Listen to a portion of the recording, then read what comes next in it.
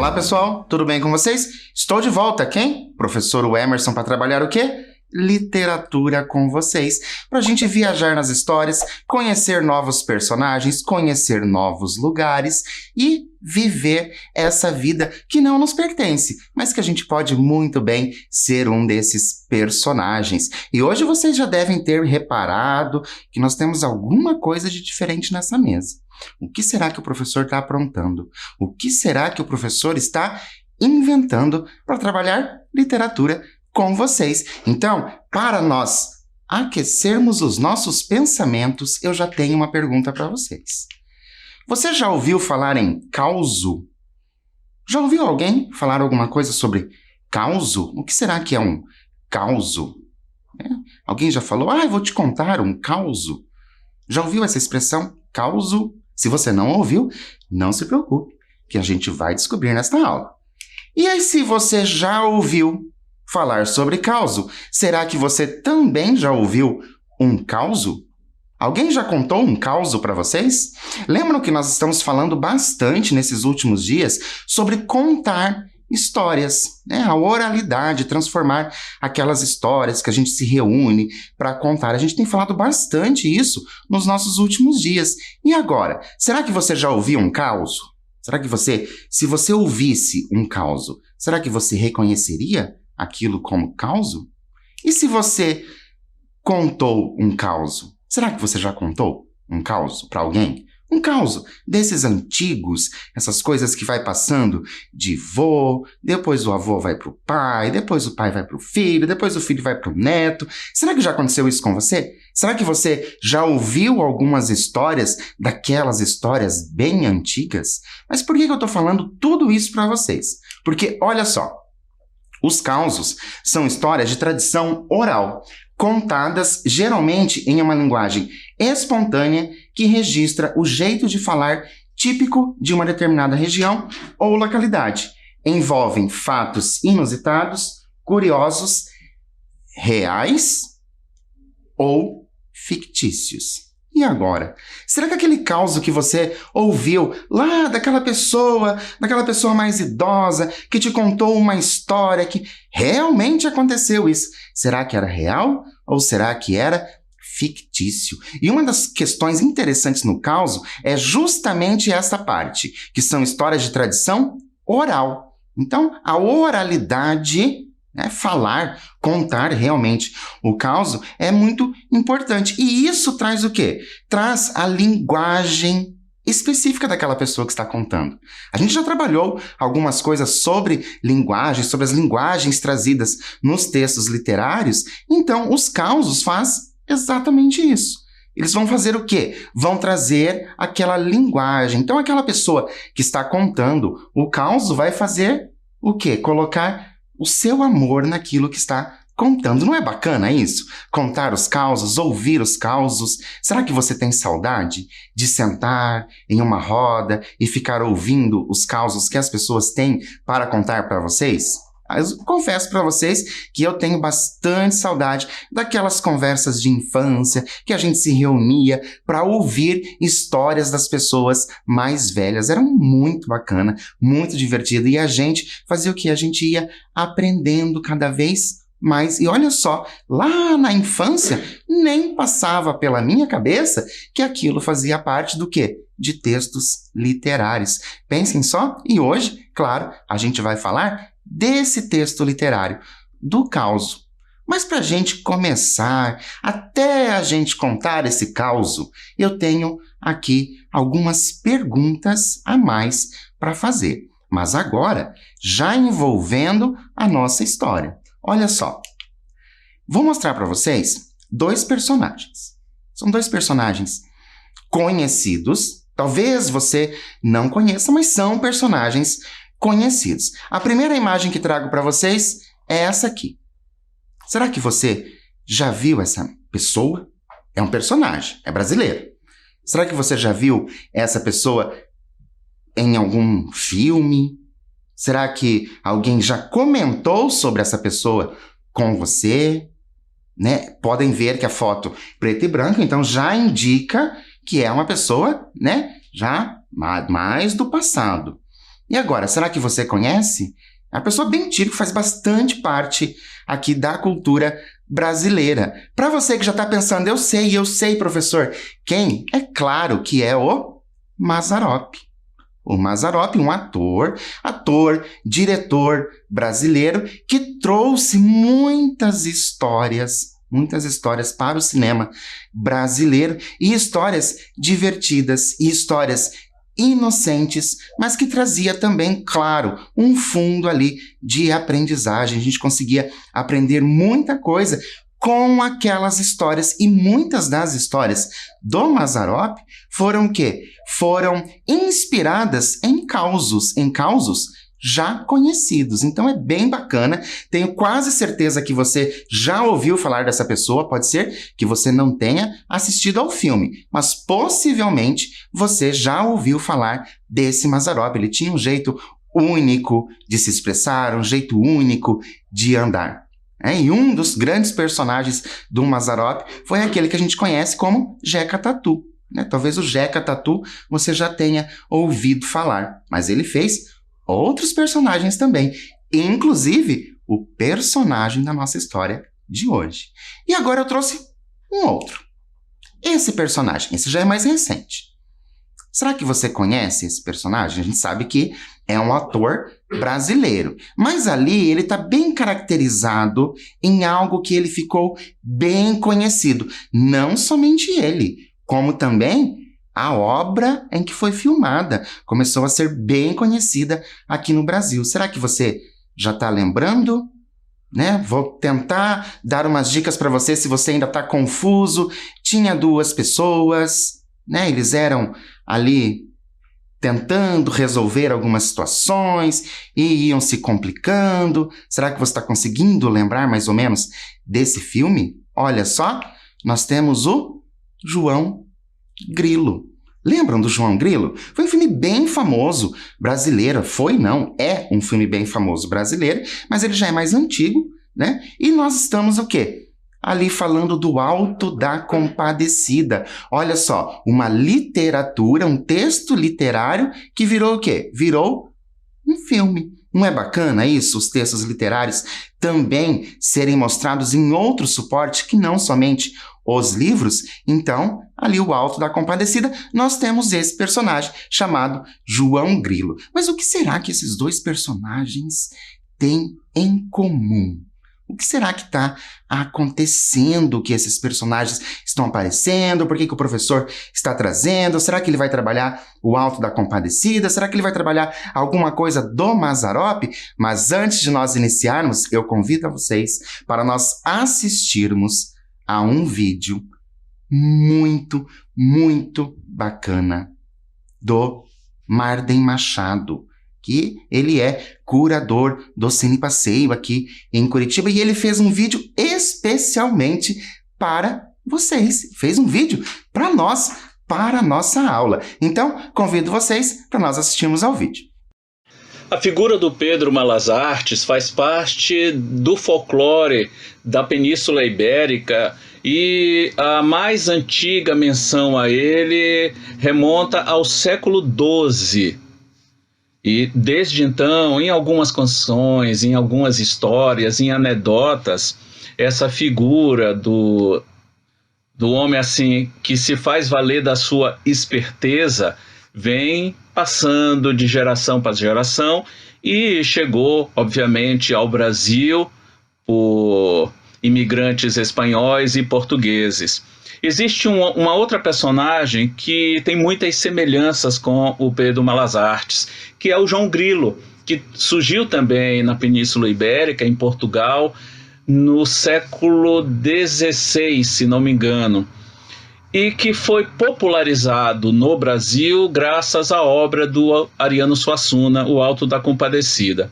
É até curioso perceber que os dois momentos na nossa história que popularizaram essas duas figuras são muito próximos. O Alto da Compadecida, a peça, ela foi encenada no finalzinho da década de 1950. E aí a gente ficou conhecendo o João Grilo. Depois foram feitos filmes, montagens teatrais, programas de TV, uma série de variações dessa personagem. O Malas Artes se torna popular em 1960 com o filme do Mazzaropi. Mazzaropi mostra esse filme, As Aventuras do Malas Artes, em 1960, e torna essa figura muito popular. Ele, assim como o João Grilo, faz uso da esperteza, da ligeireza de raciocínio, da presença de espírito, de uma série de características para poder se safar de muitas situações. Não que haja, na sua essência, maldade nisso. Essa esperteza normalmente é manifestada em situações de perigo, em situações em que ele precisa se livrar de algo perigoso para ele. No caso do Malas Artes, algumas vezes tem mulher na jogada. No caso do João Grilo, é mais uma questão de sobrevivência. Mas, de qualquer maneira, não é muito caracterizado na esperteza desses dois a questão maldade. Eles não fazem isso com o intuito de tirar, assim, um proveito disso. É mais por força das circunstâncias. Não são figuras, assim, fortes, hercúleas, que pudessem ir para a briga e resolver a situação na porrada. Não, eles se fazem valer da sua astúcia, da sua rapidez de raciocínio, para enfrentar aquelas situações e conseguir se livrar. A figura do Malas Artes ficou um pouco esquecida ao longo dos últimos anos e foi trazida novamente à baila em 2017, com um filme do Paulo Morelli, um filme até que capricha muito nos efeitos especiais, um filme que levou bastante tempo para ter os efeitos especiais finalizados e que tem o Jesuíta Barbosa no papel do Malas Artes.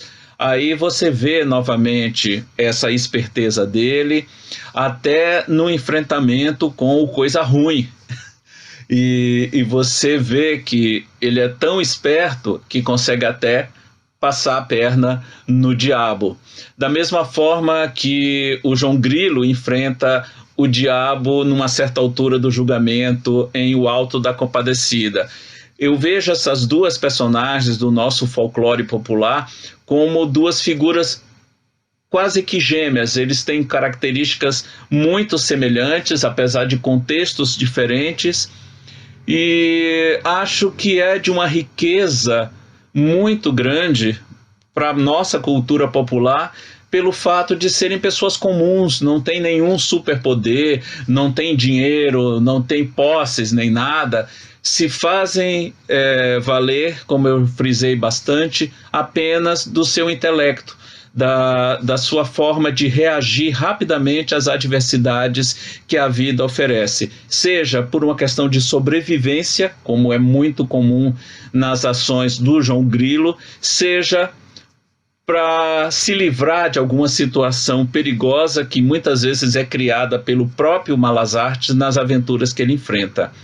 Mas são figuras riquíssimas e que merecem ser resgatadas continuamente, merecem ser estudadas e apreciadas como manifestações autênticas de nossa cultura popular.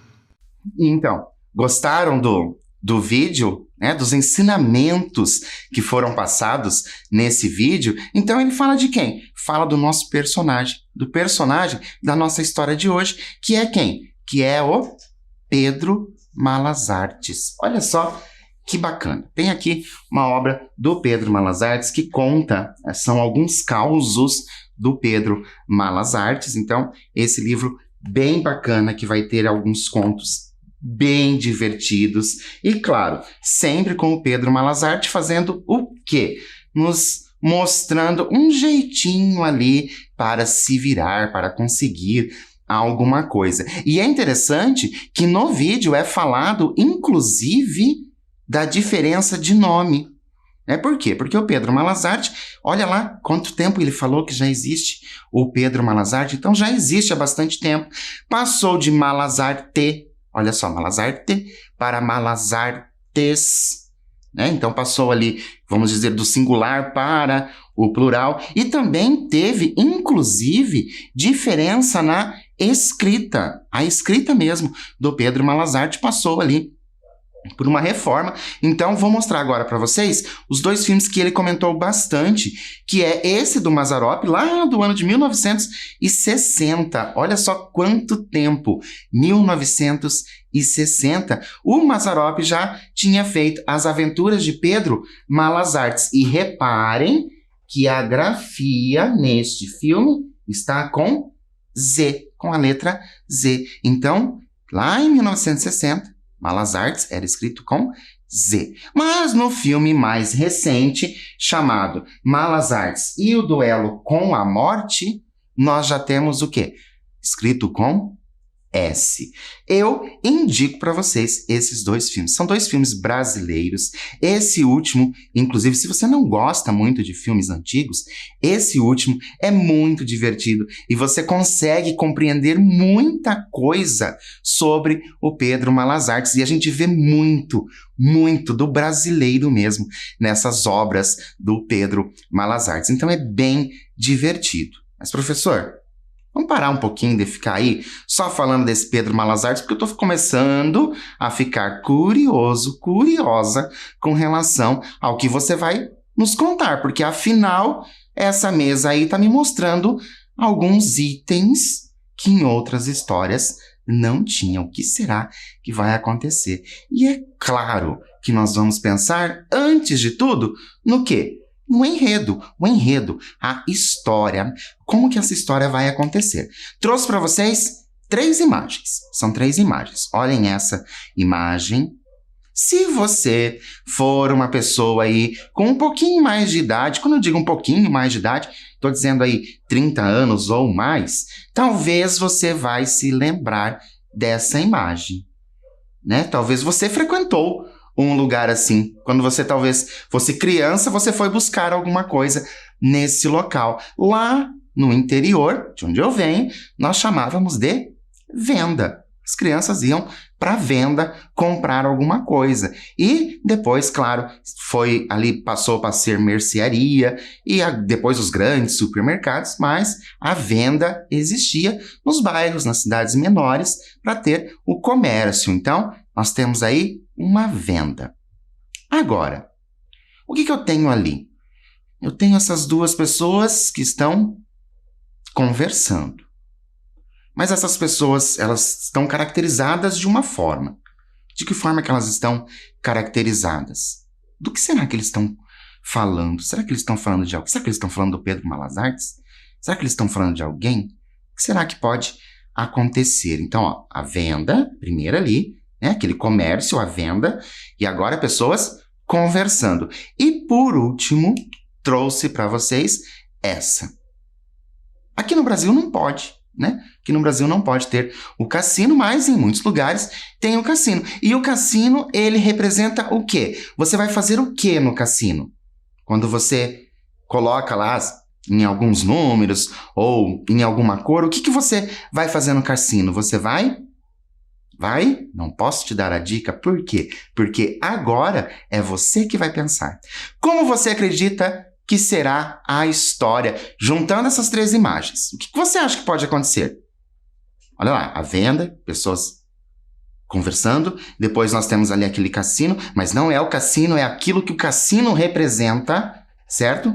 O que será que pode acontecer? Eu vou dar um tempo para você colocar a sua criatividade aí no papel e eu já volto para a gente iniciar a nossa história de hoje.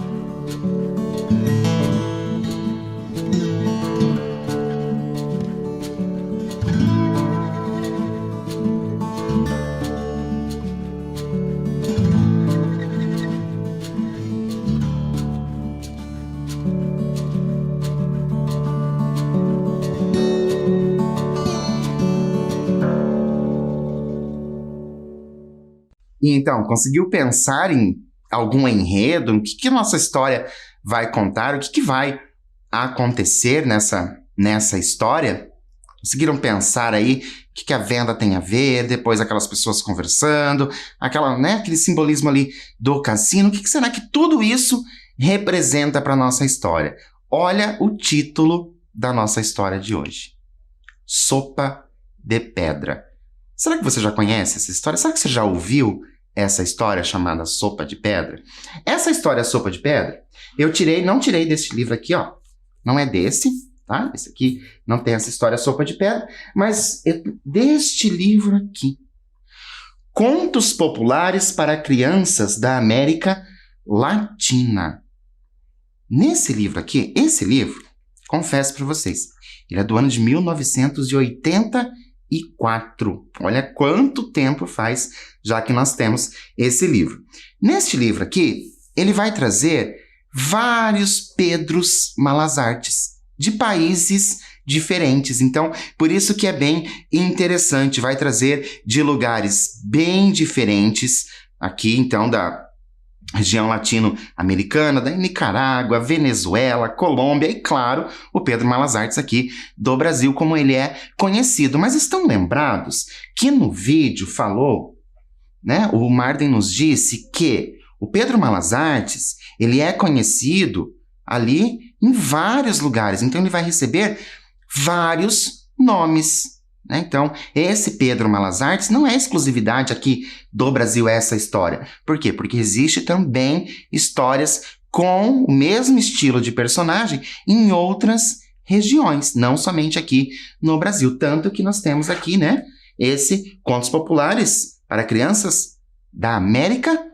Latina. Então, olha só como o Pedro Malas Artes, ele aí é bem conhecido, com outras histórias, de outras formas, e trazendo muito da cultura do país em que ele é, né, retratado. Então, aqui no nosso, ele vai trazer muito da nossa cultura brasileira. Mas, poxa, professor, vamos começar de uma vez? Vamos! Então, Sopa de Pedra. Acompanhem comigo a história divertidíssima do Pedro Malas Artes. Pedro Malas Artes era um cara danado de esperto. Um dia ele estava ouvindo a conversa do pessoal na porta da venda. Os matutos falavam de uma velha avarenta que morava num sítio para os lados do rio. Cada um contava um caso pior que o outro.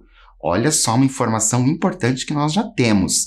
Pedro Malas Artes era um cara danado de esperto. Então ele vai trazer ali toda a esperteza. Mas para a gente entender bem essa história, a gente precisa refletir mais um pouco e por isso eu trago uma pergunta para vocês.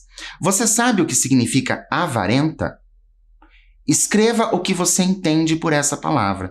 Talvez você não saiba o significado real, aquele que traz ali no dicionário, mas você tem uma ideia do que significa avarenta. Então eu vou dar um tempinho para você escrever, porque essa informação de ser avarenta é muito importante para a nossa história. Vou dar um tempinho para você e eu volto já para a gente continuar.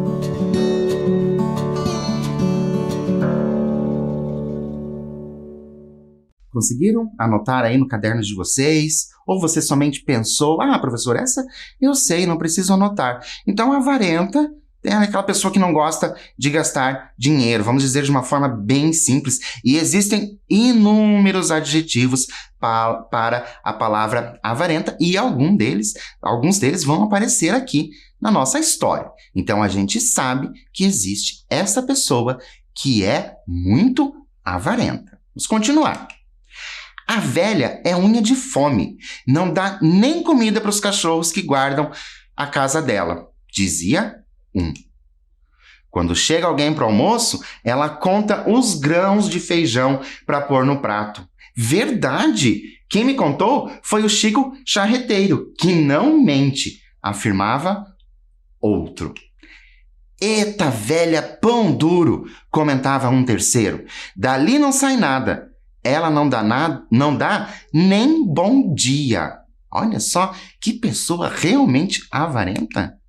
O Pedro Malas Artes, ouvindo e pensando, ouvindo e matutando, daí a pouco entrou na conversa. Olha só o nosso Pedro. De acordo com o que já sabemos de Pedro Malas Artes. Lembra? Ele era esperto, danado de esperto.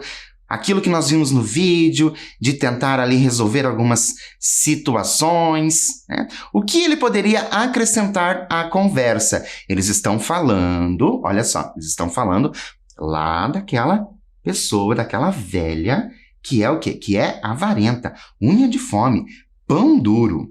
Tá falando dela. O que será que ele poderia acrescentar à conversa? E lembra lá nas nossas imagens, nós já passamos pela venda, já passamos pelas pessoas conversando e falta aquela última imagem. Aquela última imagem é bem importante para você conseguir colocar aí a sua resposta. Vou dar esse tempo para você e volto já.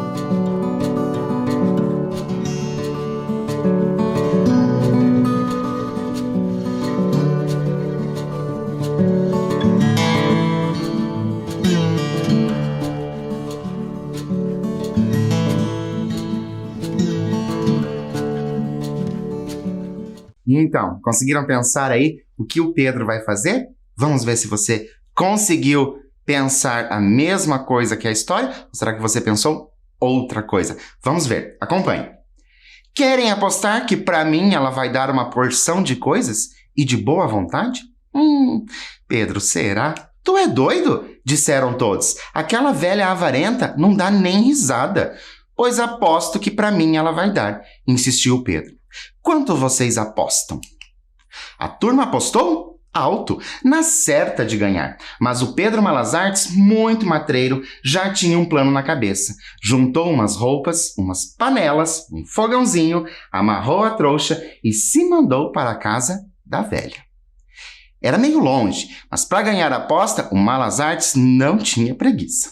O Pedro foi chegando, foi arranchando, ali bem perto da porteira do sítio da velha. Esperou um tempo para ser notado.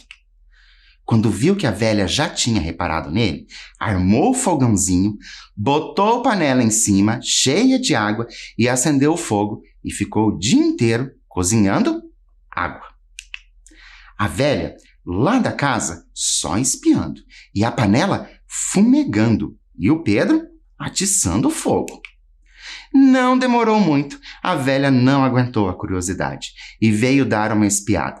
Passou perto, olhou, assuntou, foi embora. O Pedro, firme, atiçando o fogo. No dia seguinte, panela no fogo, fervendo água, soltando fumaça, Pedro atiçando fogo, a velha olhando de longe, lá de dentro de casa. até que ela não conseguiu mais se segurar de curiosidade. Saiu e veio negaceando. Olhar de perto e Pedro pensou: é hoje. Catou umas pedras no chão, lavou bem e jogou dentro. Deixa eu tirar aqui os nossos temperos. Jogou dentro da panela. A velha não se conteve. Como a velha poderia puxar assunto com o Pedro Malas Artes? Olha só, a velha não se conteve. Ele foi lá, colocou o quê? Colocou as pedras dentro da panela. Mas a velha está curiosa. E agora? Como que a velha vai puxar assunto com o Pedro? O que você faria para puxar um assunto? Vou dar esse tempinho para você e eu já volto.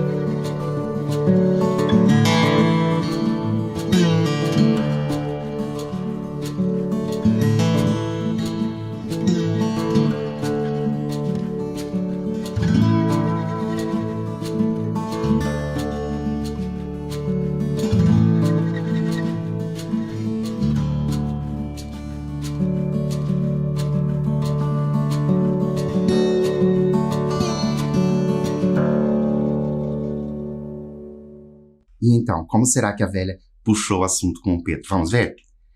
Oi, moço, tá cozinhando pedra? Ora, pois, sim, senhora. Dona, respondeu o Pedro, vou fazer uma sopa. Sopa de pedra? Perguntou a velha com uma careta. Essa não, seu moço. Onde já se viu isso? Pois garanto que dá uma sopa pra lá de boa. Demora muito para cozinhar? Perguntou a velha, ainda duvidando. Demora um bocado. E dá para comer? Claro, dona. Então eu ia perder tempo à toa. A velha olhava as pedras. Olhava para o Pedro. E ele atiçando o fogo e a panela fervendo. A velha meio incrédula, meio acreditando. É gostosa essa sopa? Perguntou ela depois de um tempo. É, respondeu Malas Artes, mas fica mais gostosa se a gente puser um temperinho. Por isso não, disse a velha, eu vou buscar. Foi e trouxe cebola, cheiro verde, sal, alho. Tomate a senhora não tem? Perguntou o Pedro. A velha foi buscar e voltou com 3 bem maduros. Vamos pôr, então, mais um tomate. Pedro botou tudo dentro da panela, junto com as pedras, e atiçou o fogo. Vai ficar bem gostosa, disse ele, mas se a gente tivesse um corinho de porco... Pois eu tenho lá em casa, disse a velha, e foi buscar. Couro na panela, lenha no fogo, a velha sentada, espiando. Daí a pouco ela perguntou, não precisa pôr mais nada? Até que ficava mais suculenta se a gente pusesse umas batatas, um pouco de macarrão. A velha já estava com vontade de tomar a sopa e perguntou, quando ficar pronto, posso provar um pouco? Claro, dona. Aí ela foi e trouxe o macarrão e as batatas. Malas Artes atiçou o fogo para o macarrão cozinhar depressa. A sopa está cheirando gostosa. Será que as pedras já amoleceram? Em vez de responder, o Pedro perguntou, a senhora não tem uma linguicinha no fumeiro? Ia ficar tão bom. Lá foi a velha de novo buscar a linguiça. Cozinha que cozinha, a sopa ficou pronta. Malas Artes, então, pediu 2 pratos e talheres. A velha trouxe. O Pedro encheu os pratos, deu um para ela, separou as pedras e jogou no mato. Ué, moço, não vai comer as pedras? Tá doido? Respondeu Malas Artes. Eu lá tenho dente de ferro para comer pedra? E tratou de se mandar o mais depressa que pôde. Foi correndo para a venda cobrar o dinheiro da aposta. E assim termina o caos do Pedro Malas Artes. E ele mereceu, porque a velha acabou não dando somente uma coisa para ele, como enchendo toda uma panela de coisas. Aquela mesma velha avarenta que não dava nada para ninguém. Trouxe umas curiosidades para vocês, já que a gente está falando do Pedro Malas Artes. Vou contar essas curiosidades e, para isso, nós vamos sair daqui do Brasil e nós vamos lá para Portugal. Olha só, para a gente entrar aqui, pensar nessa cidade. Olha só, é Almeirim, em Portugal, a cidade chamada Almeirim, lá em Portugal. Mas por que será que eu trouxe isso? Sopa da pedra ou sopa de pedra é uma típica sopa portuguesa, em particular da cidade de Almeirim, situada no coração da região do Ribatejo, considerada a capital da sopa de pedra. Você sabia que existia essa sopa de verdade? Pois é, existe. E nós temos um restaurante, olha só, esse restaurante lá na cidade de Almeirim chama O Toucinho. Olha o que eu marquei para vocês. O pioneiro da sopa de pedra, desde o ano de 1962. Trouxe para vocês também ali uma parte do cardápio desse restaurante, mostrando que realmente existe a sopa de pedra e ela pode ser ali separada ou uma refeição composta só pela sopa de pedra. Então tem a sopa de pedra ali, talvez um pouco com mais coisas, né? E agora, vamos mergulhar ainda mais nessa história? Gostaram da curiosidade da sopa de pedra? Trouxe para vocês o quê? Uma coisa. Vou pedir, então, para que você corra aí pela sua casa, consiga um papel para você anotar os ingredientes da sopa de pedra. Vou dar um tempinho para você conseguir esse material e eu já volto.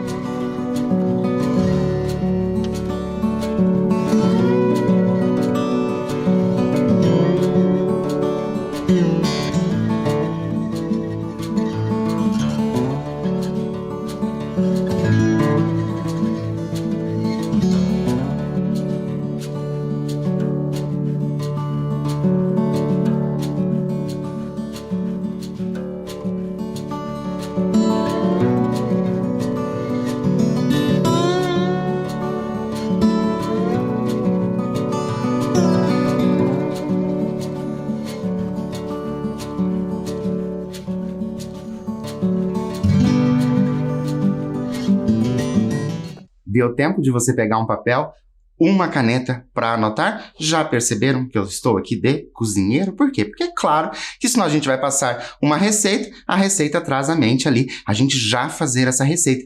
E aproveitando que nós estamos entrando nesse período de inverno, vão dizer que uma sopa não é boa, e ainda mais uma sopa de pedra. Olha só, nós vamos precisar 1 litro de feijão carioquinha, uma orelha de porco, um chouriço negro de sangue da região, um chouriço de carne, 50 gramas de toucinho, 750 gramas de batata. Nossa, professor, quanta coisa, é só isso? Não, tem muito mais. Lembrando que as pedras são só o quê? Um detalhe na nossa sopa. Olha o restante dos ingredientes. 2 cebolas, 2 dentes de alho, 1 folha de louro, 1 maço de coentro, sal e pimenta. Professor, será que eu posso trocar algum ingrediente? Pode. Essa receita que eu trouxe para vocês é a receita mais original lá daquele restaurante, o Toucinho. Então é a receita mais original. Mas você pode, obviamente, adaptar essa receita com aquilo que você prefere. Talvez você não goste de determinado ingrediente, troque por outro. Talvez você prefira outro ingrediente. Então não se preocupe, vocês podem trocar. Ok, professor, já anotei os meus ingredientes. E agora, como é que eu vou preparar? Trouxe isso para vocês também. Olha lá. Em uma panela de pressão, tem que ser uma panela de pressão grande, ok? Coloque o toucinho para fritar. Após a gordura começar a dissolver, junte a cebola picada e refogue até murchar. Junte o alho picado e refogue rapidamente. Lembrando que, vai o toucinho, então precisa ali, né? Aquele óleo que vai sair, aquela gordura que vai sair, então evite colocar mais gordura para sua sopa não ficar muito gordurosa. Então, façam tudo isso. Frite a cebola, depois o alho, coloque o feijão e cubra com água para cozinhar. Do jeito que você cozinha feijão aí na sua casa, ok? Do jeito que você cozinha. Você vai fazer da mesma forma. A única diferença é que agora vai ter um monte de coisa lá dentro. Coloque a orelha de porco e os chouriços picados, o louro e o coentro. Lembrando que o louro e o coentro é para dar sabor, ok? Quando a carne estiver cozida, junte as batatas picadas e tempere a gosto com sal e pimenta. Coloquei aqui para vocês uma previsão de quanto tempo demora a batata para cozinhar. Eu coloquei de 3 a 5 minutos. Tá? Então, eu acredito que você tem aí um entendimento de cozinha, você vai saber se a batata vai estar cozida ou não. Mas o importante é que a carne já esteja cozida, porque senão a sua batata vai cozinhar demais, daí vai acabar derretendo, ok? E agora, nós já sabemos como fazer. E, professor, como é que eu vou impressionar as pessoas? Olha lá, você vai servir em um prato fundo, né, porque é uma sopa, com uma pedra bem lavada e higienizada. Gente, não esqueçam de lavar a pedra e de higienizar a pedra. E vale a lembrança, a pedra não é comestível, ok? Não é para comer a pedra. A pedra é somente para enfeitar. Trouxe para vocês, então, uma imagem de como ficaria mais ou menos essa sopa. E aí, será que você vai fazer essa sopa para a gente tomar no inverno? Gostaram da receita? Você é daquelas pessoas que gostam de sopa? Então, bom apetite para vocês. Então, se vocês fizerem a sopa, bom apetite. Gostaram do caos do Pedro Malas Artes? De toda essa história de ele conseguir o quê? Ele conseguiu enganar a velha e encheu o quê? Uma panela de coisas. E encheu essa panela com coisas dadas por alguém que não dava de comer nem para o cachorro que cuidava da casa. Lembram disso? E o Pedro Malas Artes conseguiu enganar. Você conhece alguém que tem essa astúcia do nosso personagem Pedro Malas Artes? Será que você tem essa astúcia do Pedro Malas Artes de conseguir as coisas ali por meio somente da sua lábia, da sua fala? Então, olha só, conhece algum causo? Você já ouviu algum causo? Qual causo você gostaria de ouvir? E lembrando que nós temos o e-mail preparado especialmente para vocês, que é o literatureja@gmail.com, que vai trazer o quê? Que vai trazer ali uma aproximação entre nós, entre você que está assistindo e entre nós professores. Então, se você apontar a sua câmera do celular para esse QR Code, vai direto para o e-mail. E confesso, se você fizer a sopa, nos avise que você fez a sopa e, de preferência, mande uma imagem para nós vermos como ficou a sua sopa. Por hoje, eu fico por aqui. Espero que vocês tenham gostado e até o nosso próximo encontro.